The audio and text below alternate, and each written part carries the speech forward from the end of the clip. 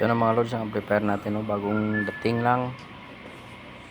Shockwave 1.5 mga lods. Ito gagamitin natin mga lods sa speaker ko na ni-repair nung nakaraan. Kasi kulang kami ng amp mga lods. Pero kung magandang performance nito mga lods, dagdagan namin to. Ito yung kanyang likod. Ito yung speaker natin na ni-repair mga lods. Ganda na, oh. Yan ang ating ipa-drive kung okay din ang performance. Dagdagan natin ng order mga lods pag magandang performance.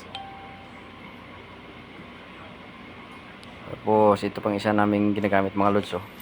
Krell 1.5 ito ginagamit namin pang sub. Marami kami nito mga lods. 3 piraso ata. Tapos 1 to na 3 piraso rin. Na puro bago. Tapos ito dumating isa bago rin. Ito yung speaker nating ilalagay mga lods, oh. Bye bye.